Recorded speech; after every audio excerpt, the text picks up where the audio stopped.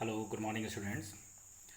आज आपकी exercise 6H का पार्ट 3 है और पिछले दो वीडियो में हम लोगों ने क्वेश्चन नंबर 12 तक लगा लिए थे और अब आपका स्टार्ट होता है क्वेश्चन नंबर 13।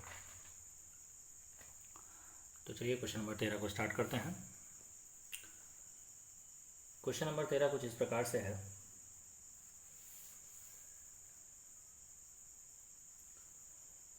कि क्वेश्चन नंबर 13 कह रहा है कि सिद्ध कीजिए कि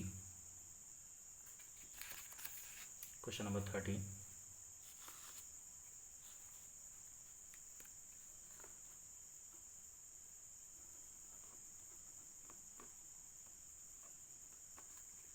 सिद्ध कीजिए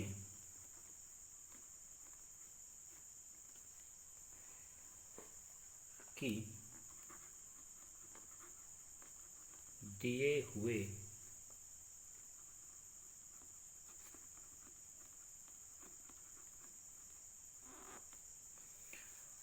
हुए संपूर्ण पृष्ठ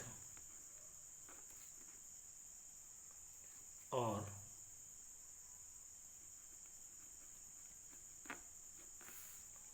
महत्तम आयतन के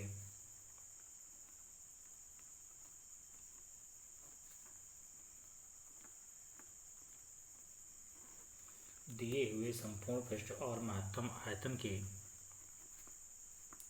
लंबवृत्तीय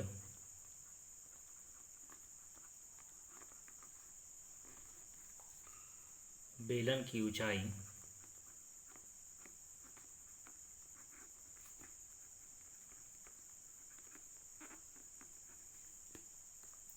उसके आधार के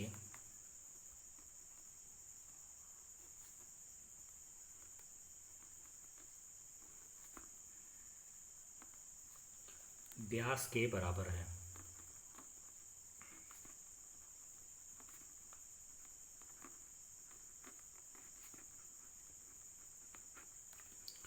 तो ये हमारे पास क्वेश्चन है, तो चलिए इसका सलूशन करते हैं। अब देखिए यहाँ पे कह रहा है कि एक दिया हुआ क्या आपके पास है, संपूर्ण पृष्ठ और महत्तम आयतन के लंबवृत्तीय बेलन, मतलब बेलन का संपूर्ण पृष्ठ और आयतन क्या है, महत्तम, उसकी ऊंचाई क्या है, आधार के व्यास के बराबर है। ठीक है, तो चलिए हम यहाँ पर मान लेते हैं, माना बेलन की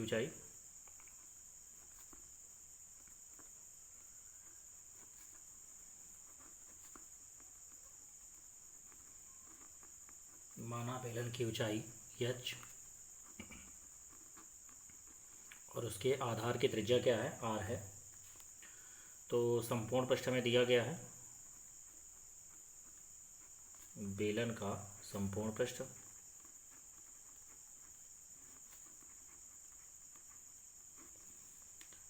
ये S इज इक्वल टू आप लिख सकते हैं वक्र पृष्ठ 2πr/h और उसके आधार का क्षेत्रफल जोड़ दीजिए, दोनों आधार 2πr²। तो यहाँ से अगर हम h की वैल्यू निकालें तो ये हो जाएगा S minus 2πr² divide by 2πr। यहाँ से हमने h की वैल्यू फाइंड कर ली। चलिए किसको महत्तम कह रहा है, बेलन के आयतन को, इसका मतलब फलन कौन होगा, बेलन का आयतन।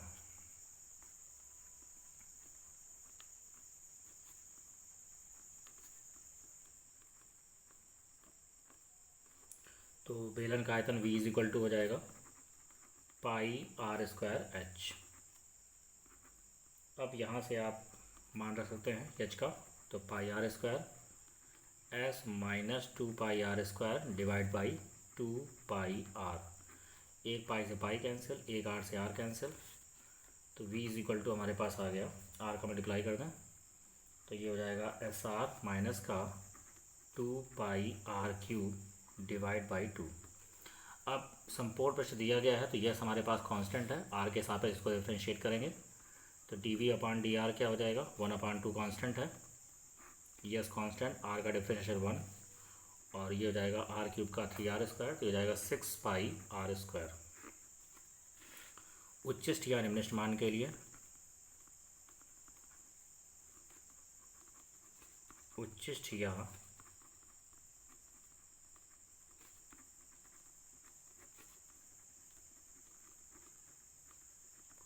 निम्नलिखित मान के लिए ये जो वैल्यू होती है dv/dr, इसको हम क्या करेंगे, 0 के इक्वल करेंगे।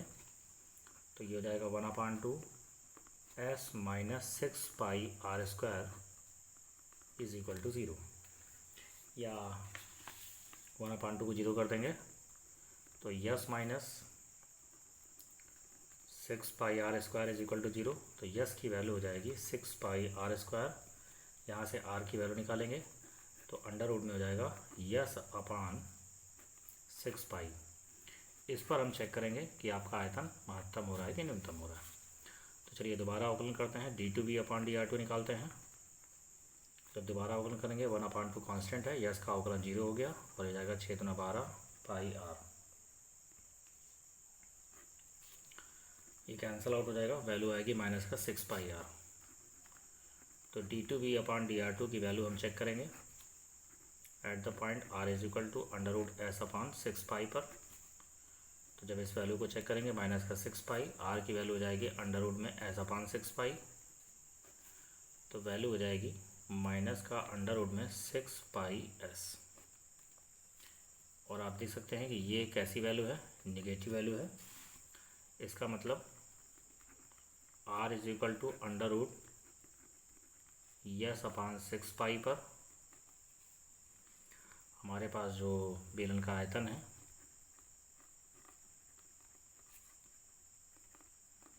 वो क्या है, महत्तम। और अगर आयतन महत्तम है तो आपको प्रूफ करना है कि ऊंचाई क्या होगी, आधार के व्यास के बराबर होगी। तो चलिए यहाँ पर हमारे पास गिवन है यस इज इक्वल टू क्या गिवन है, 6πr²। यहाँ से अगर हम एस की वैल्यू को निकालें और एच की वैल्यू हमारे पास है yes minus 2πr² divide by 2πr। यहाँ पर यस की वैल्यू को रखेंगे तो 6πr² माइनस का 2πr² डिवाइड बाई 2πr, घटा देंगे इसको तो ये हो जाएगा 4πr² डिवाइड बाई 2πr। एक आर से आर कैंसिल, पाई से पाई कैंसिल, ये इससे कैंसिल, तो ये चीज़ इक्वल टू आ जाएगा 2r। और अगर हम r की बात करें तो r त्रिज्या है, तो 2r क्या होगा, वृत्त का व्यास, जो कि वृत्त का व्यास है।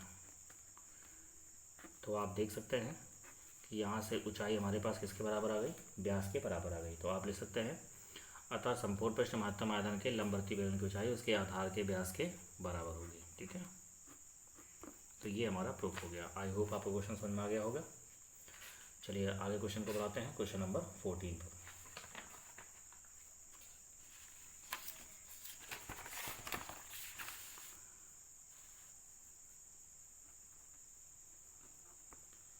क्वेश्चन नंबर 14 कह रहा है सिद्ध कीजिए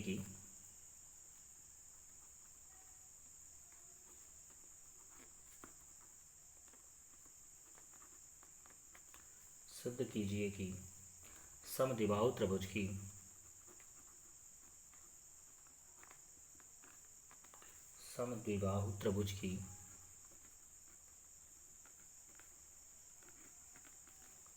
न्यूनतम परिमाप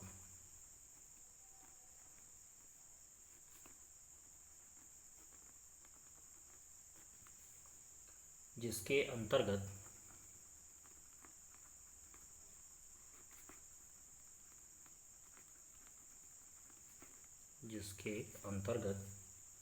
r त्रिज्या का वृत्त बना है, r त्रिज्या का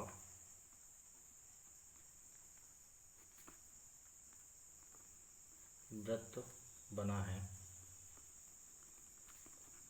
6r √3 है। तो ये हमारे पास क्वेश्चन को करना है। एक समद्विबाहु त्रिभुज है, उस पर r त्रिज्या का एक वृत्त बना हुआ है। तो चलिए एक समद्विबाहु त्रिभुज ले लेते हैं।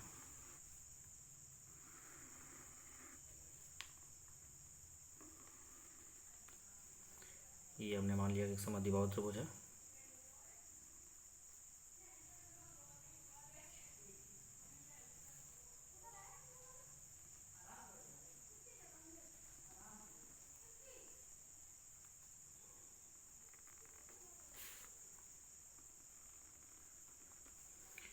इसके अंतर्गत एक 8 त्रिज्या का वृत्त बना हुआ है।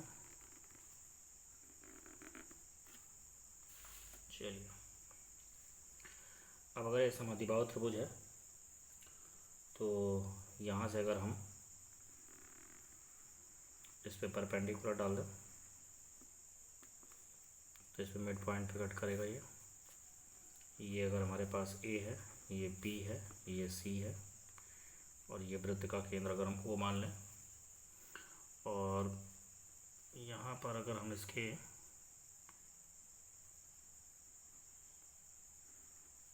बिंदु को मिला दें तो ये 90 एंगल ड्रा होगा। इस पर सी की अगर हम बात करें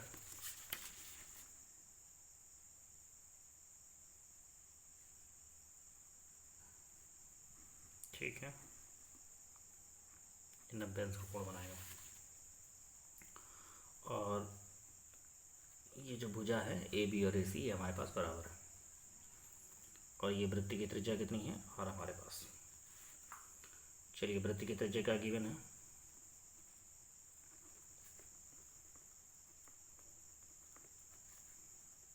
वृत्त की त्रिज्या हमारे पास r है। अब यहाँ पर हमारे पास वृत्त की त्रिज्या r है तो आप देख सकते हैं वो जहाँ पर r की हम बात करें तो ये किसके इक्वल है, OD, OE और OF, ये तीनों आपस में बराबर होंगे।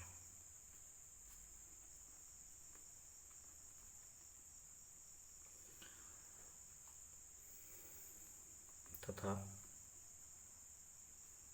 त्रिभुज ABC एक समद्विबाहु त्रिभुज है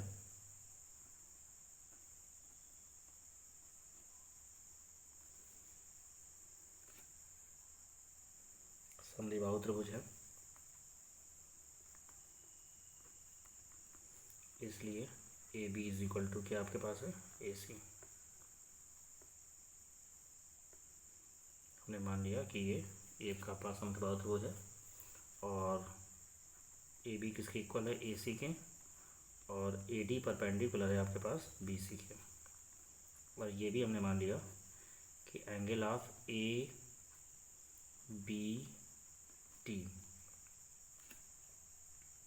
ये एक है कि BAD मान लेते हैं, ठीक है, एंगल ऑफ BAD ये हमने क्या ले लिया, थीटा कंसिडर कर लिया। तो चित्रानुसार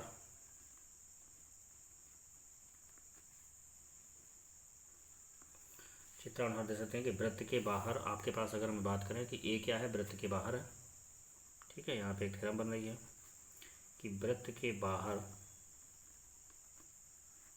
स्थित एक बिंदु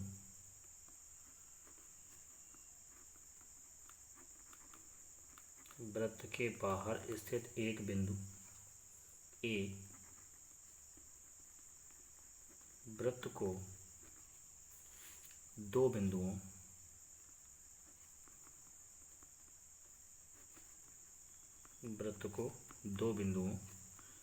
E एवं F को स्पर्श करता है तो हम देख सकते हैं कि ये अगर वृत्त के बाहर कोई बिंदु इसको स्पर्श कर रहा है तो इसका मतलब ये क्या होंगी, स्पर्शी होंगी और ये आपस में बराबर होंगी। तो इस प्रकार से हम कह सकते हैं कि AE किसके बराबर हो गया, AF के इक्वल हो गया, ये आपका इसके इक्वल हो गया, ठीक है। इसी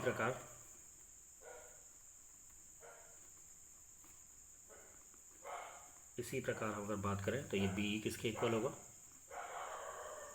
BE इक्वल हो जाएगा BD के, ठीक है। अब अगर चूंकि ये हमारे पास इस पर परपेंडिकुलर डाला हुआ है, समद्विबाहु त्रिभुज है, तो ये भुजा इस भुजा के बराबर होगी तो DE CF के इक्वल होगा। अब चूंकि BE DC इक्वल है तो आप कह सकते हैं कि BD किसके इक्वल होगा, DC के, और DC इक्वल हो जाएगा आपके CF के, ठीक है। ये हमारे पास वैल्यू आ गई, BE इक्वल हो जाएगा BD के और DC इक्वल हो जाएगा CF के, ये हमारे पास इक्वल हो जाएगा। तो चलिए हम बात करते हैं आपको यहाँ पर फलन कौन होगा, न्यूनतम परिमाप की बात कर रहा है, ठीक है। तो इसका मतलब फलन कौन हुआ, परिमाप। तो चलिए त्रिभुज ABC का परिमाप निकाल लेते हैं। तो त्रिभुज ABC का परिमाप, तो परिमाप क्या होता है, सारी भुजाओं का योग। तो यस इज इक्वल टू हमने ले लिया, सारी भुजाएं आपके पास कौन सी हैं, AB प्लस BC और प्लस CA, ये हमारे पास सारी भुजाएं हो गई। AB कैसे मिला हुआ है, AB बना हुआ है AE प्लस BE से। BC कैसे मिला हुआ है, BC बना हुआ है BD प्लस DC से।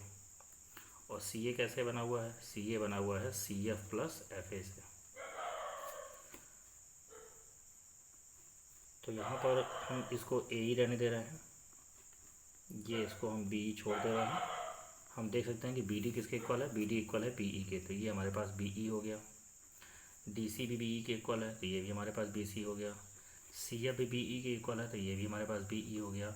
और FA हमारे पास AE के इक्वल है, तो ये हमारे पास AE हो गया।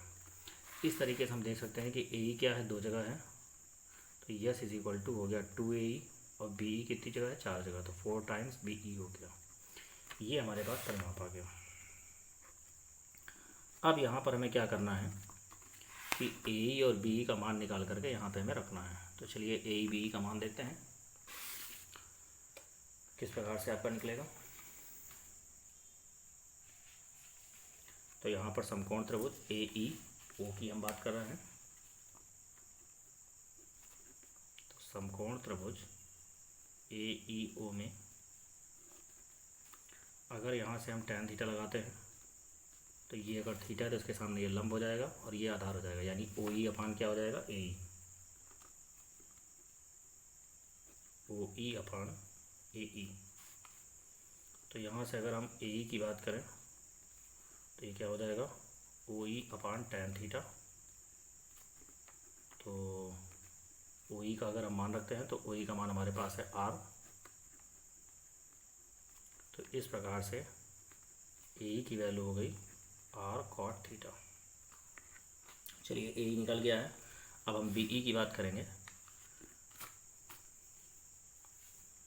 चलिए BE निकालने के लिए क्या कर रहे हैं, कौन सा त्रिभुज ले रहे हैं, अब ये वाला त्रिभुज ले रहे हैं, त्रिभुज ABD, ठीक है ना। इस त्रिभुज की बात कर रहे हैं, ABD, इस त्रिभुज को ले रहे हैं। तो समकोण त्रिभुज ADB में यहाँ से अगर हम tan थीटा निकालते हैं तो थीटा के सामने ये आपके पास लंब हो जाएगा BD और आधार हो जाएगा आपके पास AD,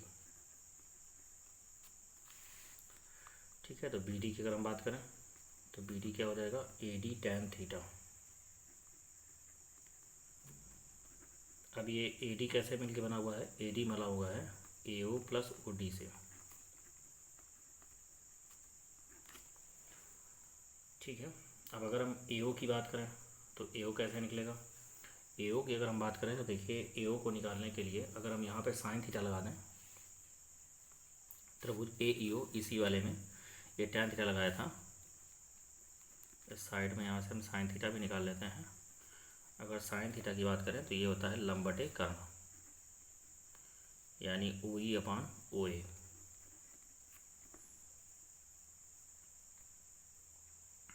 तो यहाँ से OA का मान हो जाएगा OE अपान साइन थीटा,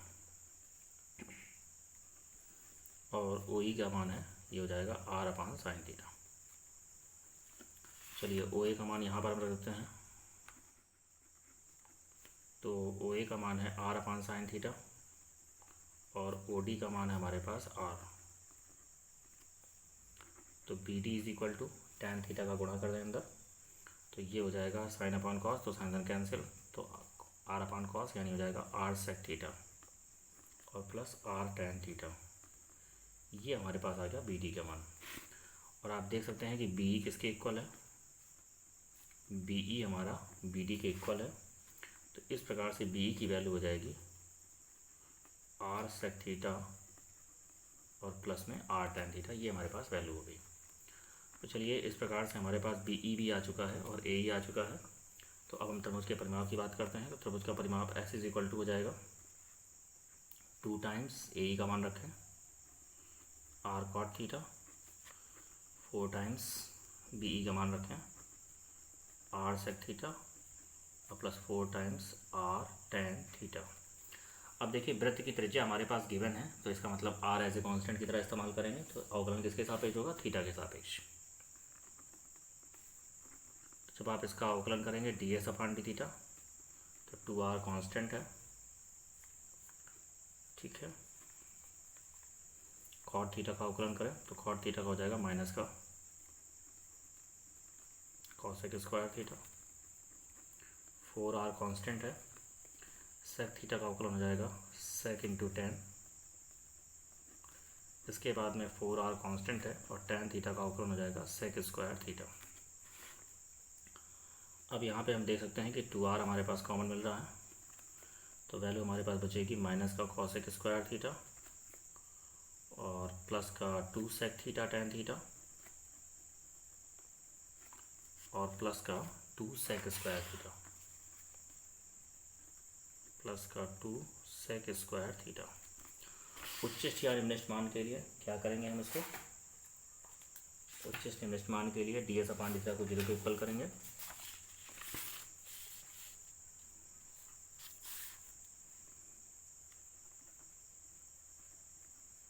उच्चिष्ट या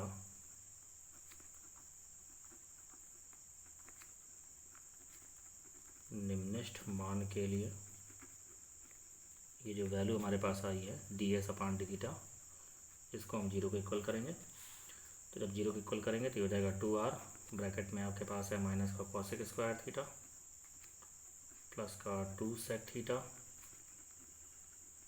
टेन थीटा प्लस का 2 sec square theta is equal to 0। 2r को 0 कर दें और इसको चेंज कर दीजिए, तो ये हो जाएगा 1 अपॉन साइन स्क्वायर। इसको चेंज करिए तो हो जाएगा 2 साइन अपॉन कास स्क्वायर और इसको चेंज करिए तो हो जाएगा 2 अपॉन कास स्क्वायर। आप देख सकते हैं यहाँ से एलसीएम क्या आएगा? एलसीएम आएगा हमारे पास sine square theta into cos square theta. तो ऊपर हमारे पास बचेगा माइनस का कॉस स्क्वायर थीटा प्लस का 2 साइन क्यूब थीटा और प्लस का 2 साइन स्क्वायर थीटा। इसको 0 की तरफ भेज दीजिए, तो वैल्यू हो जाएगी minus cosec square theta plus 2 sine cube theta plus 2 sine square theta is equal to 0। और कास स्क्वायर थीटा का फार्मूला होता है 1 माइनस साइन स्क्वायर थीटा, तो ये हो जाएगा 1 minus sign square theta plus 2 sine cube theta plus 2 sine square theta, bracket को open कर लेंगे और 2 साइन क्यूब को पहले रख रहे हैं, ठीक है। ये प्लस हो गया तो 2 और 1 कितना हो गया? 3 साइन स्क्वायर थीटा और ये हो जाएगा -1 is equal to 0। Sine theta में त्रिघात समीकरण है, थीटा इज इक्वल टू -1 के लिए सेटिस्फाइड हो रहा है। तो यहाँ से अगर साइन थीटा -1 की बात करें तो -1 के लिए अगर सेटिस्फाइड हो रहा है, इसका मतलब साइन थीटा +1 इसका एक गुणनखंड होगा। चलिए साइन थीटा +1 इसका एक गुणनखंड होगा, तो sine theta +1 sign theta +1 sign theta +1, ये हमने 3 जगह लिख लिया। अब यहाँ पर हमें फैक्टर करना है, तो देखिए किस प्रकार से कैसे हमने किया। यहाँ पे सेसोल्व करने का यूज़ कर रहे हैं। ये -1 होने पर ये पूरा 0 हो रहा है, दोनों साइड इक्वल आ रही है, इसका मतलब इसका -1 इसका एक गुणनखंड है। तो अगर साइन थीटा बराबर -1 रखने पर एक गुणनखंड हो रहा है, तो साइन थीटा +1 इसका एक गुणनखंड होगा। तो यहाँ पे क्यूब था तो 3 बार हमने ये रख लिया है। अब हमें ये इक्वेशंस बनाना है, तो यहाँ पे क्या मल्टीप्लाई करें कि ये वैल्यू आ जाए। देखिए यहाँ पे मल्टीप्लाई करेंगे 2 साइन स्क्वायर थीटा का, तो देखिए 2 साइन क्यूब थीटा हो जाएगा। अब यहाँ पर किसका मल्टीप्लाई करेंगे? इसका अगर मल्टीप्लाई करेंगे 2 साइन स्क्वायर थीटा, तो क्या चाहिए हमें? साइन थीटा चाहिए। तो ये देखिए जब मल्टीप्लाई करेंगे तो 3 साइन स्क्वायर थीटा हो जाएगा। ये हो जाएगा प्लस का साइन थीटा, तो साइन थीटा तो हमारे पास है नहीं, तो यहाँ पर किससे गुणा करेंगे? -1 का, ठीक है। तो जब माइनस गुणा कर देंगे तो ये कैंसिल और ये आ जाएगा -1। तो देखिए आपका गुणनखंड कंप्लीट हो गया। तो एक ब्रैकेट में आ गया साइन थीटा +1 और दूसरे ब्रैकेट में आ गया 2 sine square theta plus sine theta -1 is equal to 0। चलिए तो यहाँ पर इसका भी गुणनखंड आप कर सकते हैं। चलिए इसका भी गुणनखंड कर लेते हैं। तो ये हमारे पास हो जाएगा 2 sin स्क्वायर थीटा, ये हो जाएगा 2 sin थीटा, यहाँ से हो जाएगा minus sine theta -1 is equal to 0। आगे गुणनखंड करेंगे साइन थीटा +1, यहाँ से हम देख सकते हैं कि 2 sin थीटा हमारे पास कॉमन है तो वैल्यू आ जाएगी साइन थीटा प्लस का 1। यहाँ से भी अगर हम -1 कॉमन लेते हैं तो वैल्यू आएगी साइन थीटा प्लस का 1। तो ये हो जाएगा साइन थीटा +1, ये भी हमारे पास है साइन थीटा +1, और ये हमारे पास है 2 sin theta -1 is equal to 0। अब यहाँ पर चूँकि sine theta +1 does not equal to 0, ये हम 0 नहीं ले सकते हैं। क्यों नहीं ले सकते? क्योंकि हम यहाँ पे साइन थीटा अगर +1 लेंगे 0 तो साइन थीटा की वैल्यू -1 आएगी, और -1 होने पर थीटा जो है अधिक मान देगा, और अगर थीटा अधिक मान देगा तो हमारा त्रिभुज नहीं बन पाएगा। जिसको हमने थीटा माना है वो आपका अधिक कोण बन जाएगा, और हमें न्यून कोण चाहिए। तो ये 0 के इक्वल नहीं लेंगे तो हमारे पास ये गुणनखंड बचा, इसको 0 के इक्वल करेंगे तो ये हो जाएगा 2 sin theta -1 is equal to 0। तो साइन थीटा की वैल्यू आ जाएगी 1/2। तो यहाँ से जब थीटा का मान निकालेंगे तो ये हो जाएगा π/6। ठीक है, t का मान होता है, थीटा की वैल्यू आ गई π/6। अब इस मान पर हम क्या चेक करेंगे? d2s/d2 को चेक करेंगे। तो चलिए d2s/d2 निकालते हैं। इसका मतलब दोबारा आपको डिफ्रेंशिएट करना होगा। तो चलिए 2r कांस्टेंट है, दोबारा अगर डिफ्रेंशिएट कर रहे हैं तो cos स्क्वायर को डिफ्रेंशिएट करेंगे तो ये हो जाएगा -2 cos थीटा, और cos का फिर से डिफ्रेंशिएट करेंगे तो -cos इंटू cot थीटा हो जाएगा। चलिए नेक्स्ट +2 लिखा, sec थीटा tan थीटा में क्या लगेगा? फर्स्ट सेकंड लगेगा, तो फर्स्ट इंटू सेकंड का डिफ्रेंशिएशन tan का हो जाएगा sec square theta plus tan theta लिखेंगे, और sec का हो जाएगा sec into tan। First second लग गया आपका। नेक्स्ट हम बात करते हैं +4 कांस्टेंट है आपके पास, सॉरी 2 कांस्टेंट है, sec स्क्वायर का अवकलन करेंगे तो 2 कितना हो जाएगा? 4। तो हो जाएगा 4 sec थीटा, और sec का फिर से कर देंगे तो ये हो जाएगा sec theta into tan theta. पहले x की पावर n लगा और फिर sec का कर दिया, तो वैल्यू हमारे पास आ रही है 2r। इसको करेंगे तो ये हो जाएगा प्लस का 2 cos square theta cot theta, ये हो जाएगा प्लस का 2 sec क्यूब थीटा, और ये हो जाएगा प्लस का 2 sec theta into tan square theta, और प्लस का 4 sec square theta into tan theta. चलिए d2s/d2 का हम मान निकालेंगे। किस पर निकालेंगे? इसकी जो वैल्यू हमें चेक करनी है थीटा इज इक्वल टू π/6 पर चेक करनी है। देखिए इसका जो भी मान हम यहाँ पे रखेंगे, क्योंकि π/6 न्यून कोण है आपके पास, यहाँ पे जो भी मान आएगा वो धनात्मक आएगा, आप देख सकते हैं। तो स्पष्ट है कि d2s/d2 theta is equal to π/6 पर क्या है? ग्रेटर दैन 0, डायरेक्टली लिख रहे हैं। ठीक है, तो अतः थीटा इज इक्वल टू π/6 पर हमारे पास जो फलन है, फलन का मतलब कि समबाहु त्रिभुज का जो परिमाप है वो क्या है? न्यूनतम है। थीटा इज इक्वल टू π/6 पर त्रिभुज का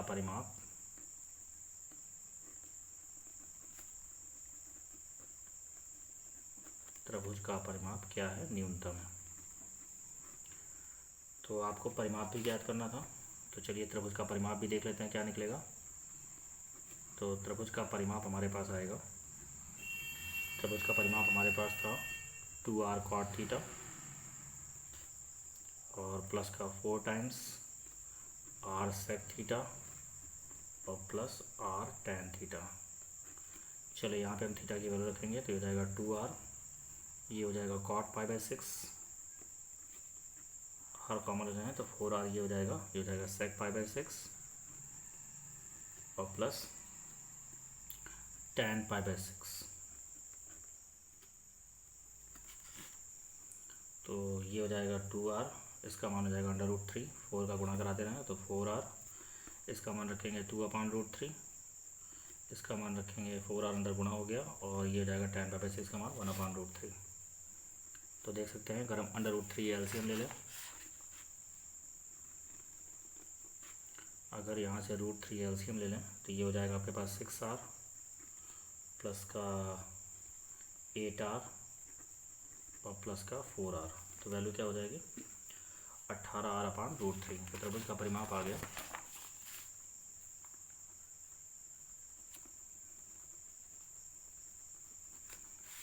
त्रिभुज का परिमाप आ गया 18r/√3। √3 का अंश और हर में गुणा कर दे रहे हैं तो हो जाएगा 18r/√3 और ये जाएगा 3 कैंसिल आउट हो गया। तो वैल्यू आ गई 6r√3 और यही हमें प्रूव करना था कि न्यूनतम परिमाप 6r√3 होगा। आई होप आपको क्वेश्चन समझ में आ गया होगा। तो चलिए अगला क्वेश्चन स्टार्ट करते हैं। Question number 15।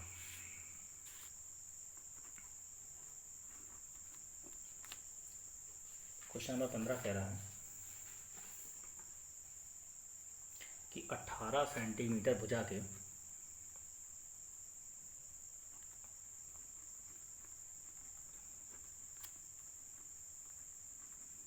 18 सेंटीमीटर भुजा के टीन के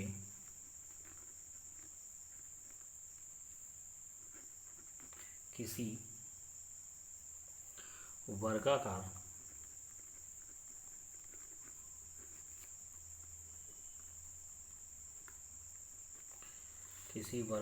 टुकड़े से प्रत्येक कोने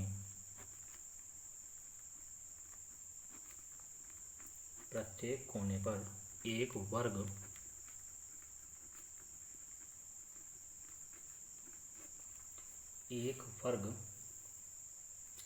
काटकर तथा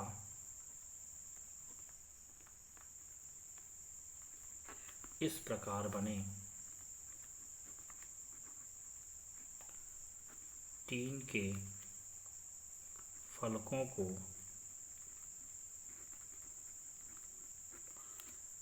फलकों को मोड़कर ढक्कन रहित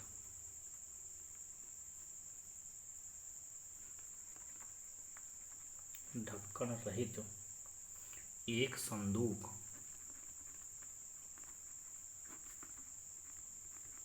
बनाना है।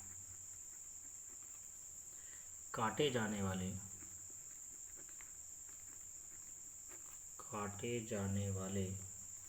वर्ग की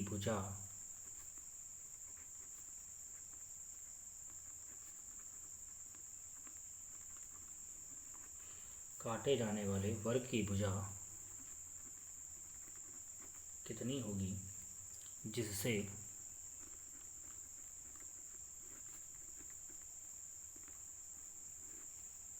संदूक का आयतन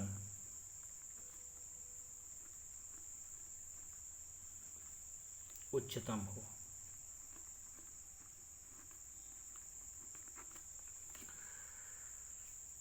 तो चलिए इसको क्वेश्चन को स्टार्ट करते हैं, किस प्रकार से लगाएंगे।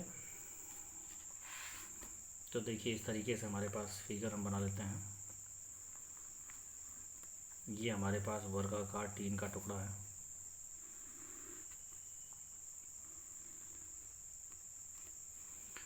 और जिसकी प्रत्येक भुजा क्या है 18 सेंटीमीटर है। ये भी आपके पास 18 सेंटीमीटर है। अब चूँकि वर्ग है तो सारी भुजाएं क्या होंगे 18 सेंटीमीटर होंगे, ठीक है। अब यहाँ से प्रत्येक कोने से एक वर्गाकार टुकड़ा काटा जा रहा है। हर एक कोने से यहाँ से भी काटा गया उसी माप का वर्गाकार टुकड़ा, इधर से भी काट लिया गया,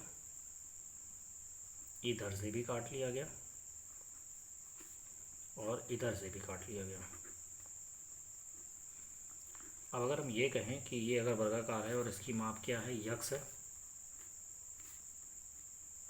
तो अगर ये काट करके बाहर निकाल लिया जा रहा है कुछ इस प्रकार से है, देख सकते हैं किस प्रकार से काटा गया है। आपको यहाँ पर हम समझाते हैं। तो देखिए स्टूडेंट्स, ये अगर हम बात करें टीन का टुकड़ा है आपके पास, ठीक है। अब ये टीन का टुकड़ा पूरा ये 18 सेंटीमीटर है, ये भी 18 है, ये भी 18 है, ठीक है। अब देखिए यहाँ से हम क्या कर रहे हैं, इतना टुकड़ा हम काट दे रहे हैं, ठीक है। यहाँ से भी इतना टुकड़ा काट दे रहे हैं, यहाँ से इतना टुकड़ा काट दे रहे हैं, और यहाँ से इतना टुकड़ा काट दे रहे हैं, ठीक है। चलिए, तो ये हमने वर्गाकार टुकड़ा काट दिया।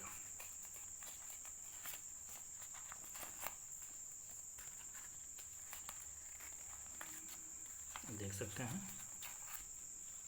कि हम यहाँ से इतने वर्गाकार टुकड़े को काट रहे हैं। चलिए, अब जब वर्गाकार टुकड़े को हमने काट दिया तो इस तरीके से अगर इनको मोड़ दिया जाए तो ये देखिए हमारा एक ढक्कन रहित संदूक तैयार होता है। तो आप देख सकते हैं इस प्रकार से हमारा ये संदूक तैयार हो जाएगा, ठीक है। अब ये पूरी चूँकि यहाँ से यहाँ तक 18 थी, तो ये हमारी यक्स है, ये हमारी यक्स है, और ये पूरी 18 थी, तो यक्स यक्स 2x, तो ये पूरा कितना बचा हमारे पास, लंबाई कितनी बची, 18 माइनस 2x, ये लंबाई, ठीक है। चौड़ाई कितनी बची, ये देखिए इधर भी x था, ये भी x था, तो ये और ये पूरा 18 था, तो ये कितना बचा, 18 माइनस 2x। तो लंबाई 18 माइनस 2x, चौड़ाई 18 माइनस 2x, और ये देखिए जो यक्स कटा हुआ है, ये जब संदूक ऐसे बना हुआ है तो ये क्या हो गई, ऊंचाई, यानी ऊंचाई कितनी आ गई, यक्स, ठीक है। आई होप आपको क्वेश्चन समझ आ रहा होगा। तो चलिए आगे बढ़ाते हैं क्वेश्चन को। तो देख सकते हैं इस प्रकार से हमारे पास ये जो वैल्यू आई, ये जो वैल्यू आई हमारे पास, चौड़ाई लंबाई 18 माइनस 2x, और ये जो हमारे पास चौड़ाई आ रही है 18 माइनस 2x, और ऊंचाई क्या हो जाएगी, यक्स हो जाएगी, ठीक है। तो चलिए क्वेश्चन को लेते हैं। क्या दिया गया है, टीन के प्रत्येक भुजा की लंबाई, टीन के प्रत्येक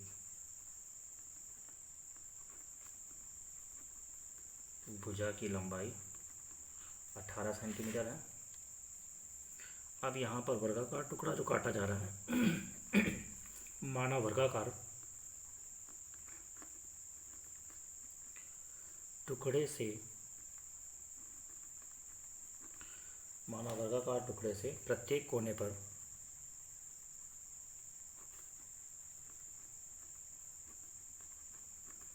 वर्गाकार टुकड़े से प्रत्येक कोने पर एक यक्स सेंटीमीटर भुजा वाला वर्ग काट कर निकाला गया। जो भी मैंने बताया वही लैंग्वेज में लिख रहे हैं, यक्स सेंटीमीटर भुजा वाला वर्ग काट कर निकाला गया। इस प्रकार निकालने के बाद क्या कर रहे हैं, इस प्रकार बने फलक, जो आकृति बन रही है, फलक को मोड़कर एक ढक्कन रहित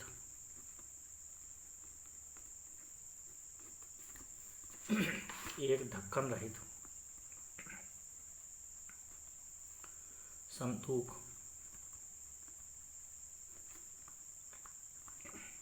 बनाया जाता है। चलिए, अगर ढक्कन रहित एक संदूक बनाया जा रहा है तो इस प्रकार कह सकते हैं कि संदूक की लंबाई क्या हो जाएगी,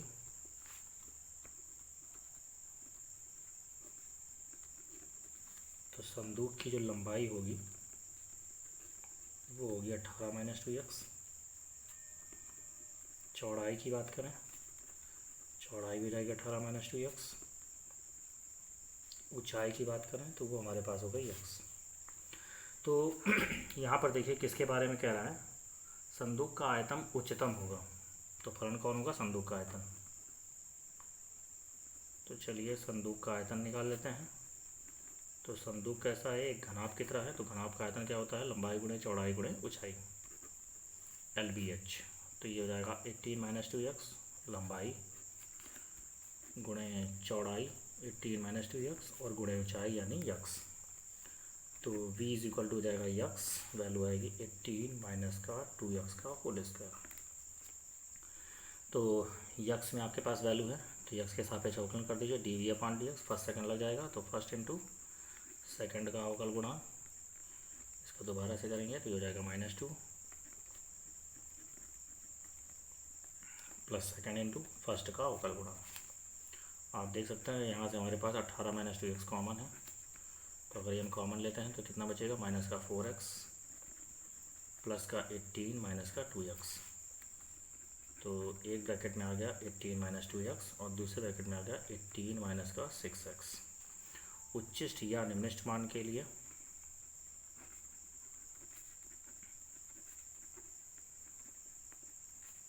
उच्चिष्ट या निम्निष्ठ मान के लिए ये जो D V upon D X होता है इसको 0 के इक्वल करेंगे, तो ये हो जाएगा 18 माइनस का 2x और यहाँ हो जाएगा 18 minus 6x is equal to 0। तो यक्स की वैल्यू क्या हो जाएगी, देखिए इससे मिल जाएगा 9 और इससे मिल जाएगा 3। ठीक है, यक्स की दो वैल्यू हमारे पास मिल रही है। अब देखिए अगर हम यक्स की वैल्यू 9 लेते हैं, तो अगर यक्स की वैल्यू 9 ले लें तो हमारे पास लंबाई देखिए कितनी आ जाएगी, 0, और चौड़ाई भी 0 हो जाएगी। ठीक है, क्योंकि हमारे पास संभव नहीं है, तो इसका मतलब यक्स इज इक्वल टू 3 परिणाम हमारे पास क्या है, वैध है। तो स्पष्ट है यक्स इज इक्वल टू 3 परिणाम क्या है, वैध है, क्योंकि जो यक्स की वैल्यू है वो 9 के इक्वल नहीं हो सकती है। ठीक है, चलिए दोबारा अवकलन करते हैं d2y अपॉन dx2। तो जब दोबारा अवकलन करेंगे तो ये देखिए हमारे पास क्या लग रहा है, फर्स्ट सेकंड लग रहा है, तो फर्स्ट सेकंड लगा दें, तो फर्स्ट इंटू सेकंड का अवकल गुणा प्लस सेकंड इंटू फर्स्ट का अवकल गुणा। चलिए इसको सॉल्व करेंगे तो ये हो जाएगा 108 प्लस का 12x माइनस का 36 और 6 दूना 12। तो 108 में 36 घटाइए, अच्छा ये आपके पास माइनस का 108 है तो जुड़ जाएगा, 108 36 जोड़ दीजिए, पेज खत्म हो गया।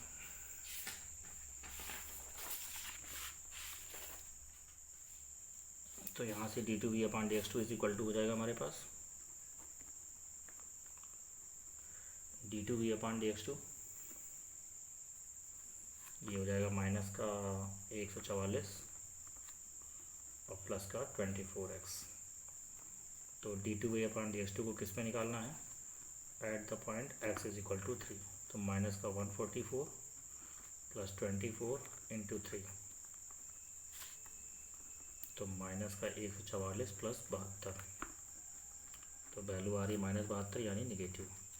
इसका मतलब यक्स बराबर 3 पर जो फलन है, फलन मतलब संदूक का आयतन,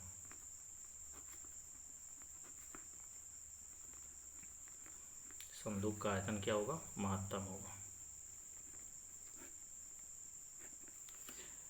ठीक है, यही हमें प्रूफ करना था। तो ये आपका क्वेश्चन नंबर 15 था। तो आई होप आपको क्वेश्चन समझ में आ रहे होंगे। चलिए वीडियो थोड़ी सी लंबी हो रही है इसलिए क्वेश्चन को यहीं पे स्टॉप कर रहे हैं।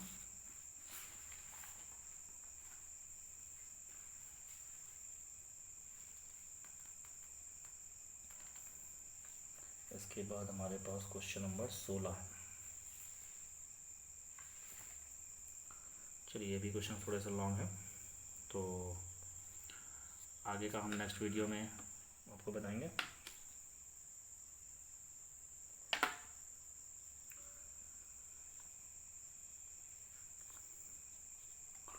चलिए क्वेश्चन नंबर 16 एक और देख लेते हैं। ठीक है,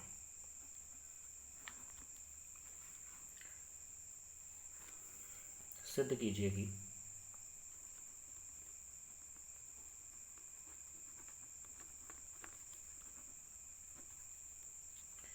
एक दिए वृत्त के अंतर्गत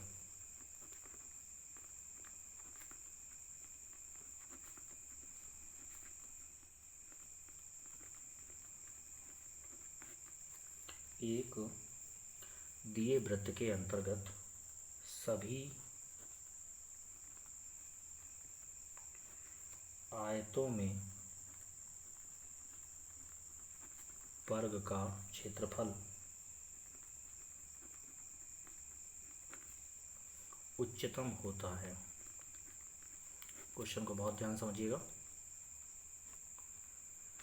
वृत्त में जो आयत दिया गया है, अगर उस आयत के क्षेत्रफल की बात करें तो वो क्षेत्रफल कब उच्चतम होगा, जब वो वर्ग का क्षेत्रफल होगा। ठीक है, ये हमें प्रूव करना है। तो चलिए क्वेश्चन को स्टार्ट करते हैं। एक यहाँ पर हम फिगर बनाते हैं, वृत्त बन गया हमारे पास ये, और इस वृत्त में हमने एक आयत बना रहे हैं। थोड़ा फिगर अच्छे से बना लीजिएगा। चलिए, तो यहाँ पे देख सकते हैं, अगर हम इसको ए कहें, ये बी कहें, ये सी कहें, और ये हमारे पास डी है। इसको इससे हम मिला देते हैं। ये हमारे पास वो है, वृत्त की त्रिज्या हम ए मान लेते हैं। ठीक है, और आयत की लंबाई x और चौड़ाई हमने y मान लिया। तो हमारे पास क्या है, माना वृत्त की त्रिज्या a है। तो इसका मतलब हमारे पास क्या है, जो वृत्त का व्यास हो गया वो हमारे पास AC होगा, और वो कितना हो जाएगा, 2a। पूरी वैल्यू 2a हो जाएगी। और आयत की लंबाई AB, ये हमने x मान ली। चौड़ाई की बात करें BC, ये हमने y मान ली। तो त्रिभुज ABC में अगर हम बात करें, पाइथागोरस में लगा दें, तो ये हो जाएगा AC का square is equal to AB का स्क्वायर और प्लस BC का स्क्वायर, यानी ये हो जाएगा 4a square is equal to x square plus y square. तो y स्क्वायर की वैल्यू हो जाएगी 4a square minus by x square. यहाँ से हमारे पास y स्क्वायर की वैल्यू आ गई। चलिए आयत के क्षेत्रफल की बात कर लेते हैं।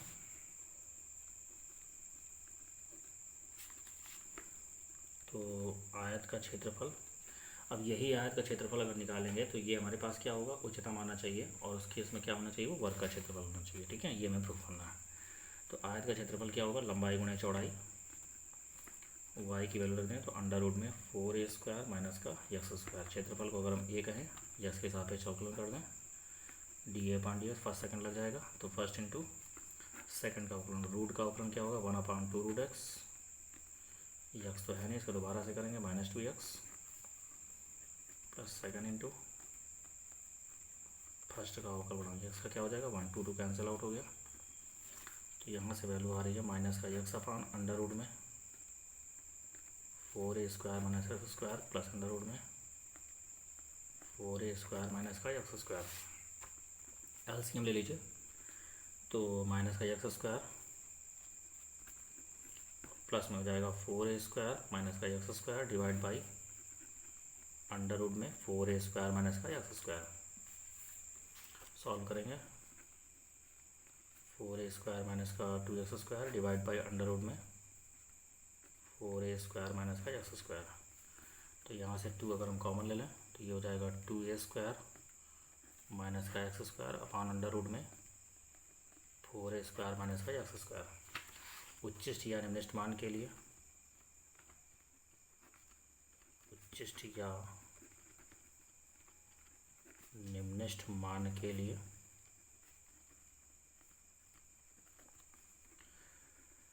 dA/dx क्या करेंगे, 0 के इक्वल करेंगे।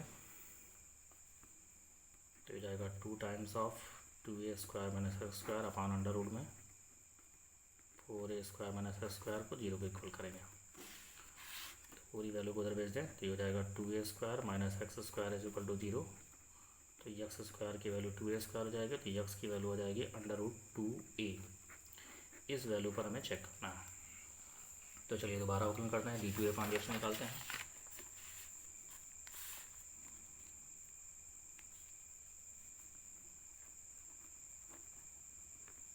तो जब d2a/dx निकालेंगे तो 2 तो कांस्टेंट है, ठीक है, यहाँ आंसर लग जाएगा। तो ये कितना आएगा, हर का वर्ग हर कवर करेंगे तो उलट जाएगा। फिर क्या लिखेंगे, हर गुणित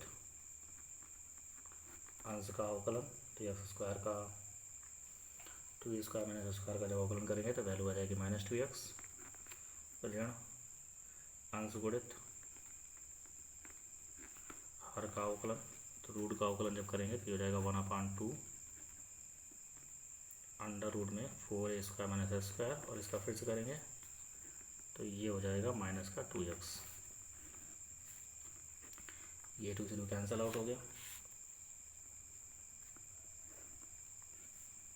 एलसीएम ले लेंगे तो ये नीचे जाएगा और इसका इधर गुणा हो जाएगा, तो ये वैल्यू हो जाएगी -2x 4a स्क्वायर माइनस का एक्स स्क्वायर माइनस का एक्स 2a स्क्वायर माइनस का एक्स स्क्वायर। ठीक है,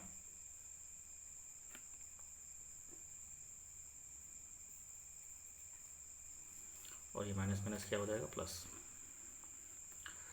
डिवाइड बाई, ये इधर नीचे आ जाएगा तो ये हो जाएगा 4a स्क्वायर माइनस का एक्स स्क्वायर, ये होल पावर में 3/2, 1/2 और होल पावर 1 मिलके हो गया 3/2। इसको सॉल्व करेंगे या फिर सीधे वैल्यू निकालना, d2a/dx2 at the point x is equal to √2a।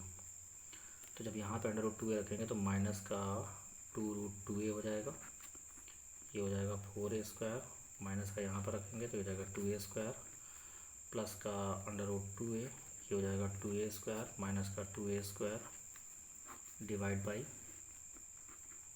4a square minus का 2a स्क्वायर होल पावर में 3/2, ये चलो ये 0 हो जाएगा। इसका गुणा करा दीजिए तो ये हो जाएगा 2, ये हो जाएगा माइनस का 2/2a और इसका गुणा कराएंगे तो ये हो जाएगा 2a स्क्वायर, होल डिवाइड घटाइए इसको,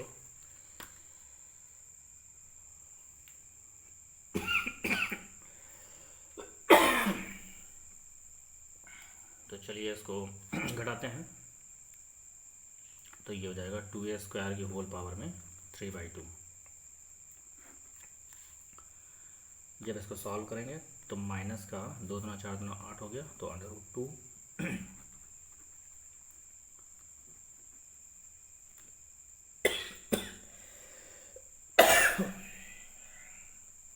और ये हो जाएगा हमारे पास a स्क्वायर का a में गुणा करेंगे तो वैल्यू हो जाएगी a³। यहाँ पर सॉल्व करेंगे इसको 2 की पावर 3/2 और ये कैंसिल, ये हो जाएगा a³। तो यहाँ पर हम देख सकते हैं कि ये a³ से a³ हमारा कैंसिल आउट हो गया। और यहाँ पर अगर हम बात करें 2 की पावर 1/2 और 2 की पावर 3/2, तो 1/2 और 3/2 ये जब नीचे आएगा आपके पास तो ये कितना हो जाएगा, 2 हो जाएगा। ठीक है, तो इसको कैंसिल आउट करेंगे तो वैल्यू आ रही है -4, जो कि क्या है, निगेटिव वैल्यू है। इसका मतलब x is equal to √2a पर जो हमारा फंक्शन है,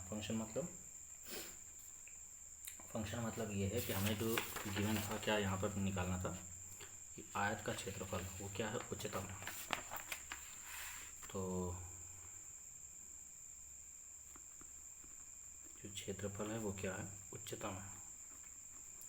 तो उच्चतम क्षेत्रफल पर वो क्या होगा, आपका एक वर्ग होगा, ऐसा आपको प्रूफ करना था। तो चलिए अगर हम आयत की भुजाएं ले लेते हैं यहाँ पर,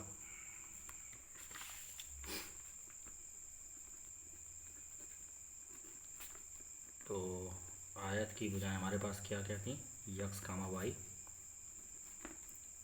y की अगर बात करें तो ये था √ में 4a स्क्वायर माइनस का एक्स स्क्वायर, x की वैल्यू रख दें तो ये हमारे पास था √2a, और यहाँ पर रखें 4a स्क्वायर माइनस का 2a स्क्वायर, तो ये √2a, और इसको सॉल्व करेंगे तो ये भी है √2a। तो स्पष्ट है, क्या स्पष्ट है। स्पष्ट है, आयत की भुजाएं समान हैं।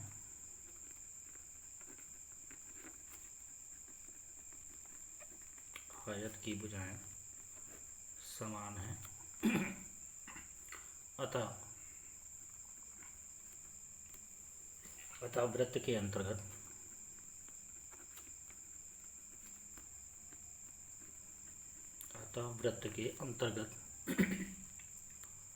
बना आयत वृत्त के अंतर्गत बना एक आयत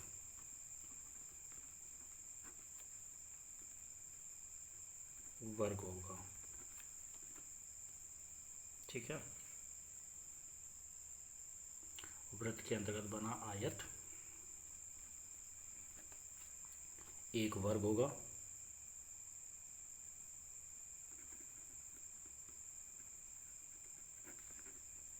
जिससे कि क्षेत्रफल क्या हो,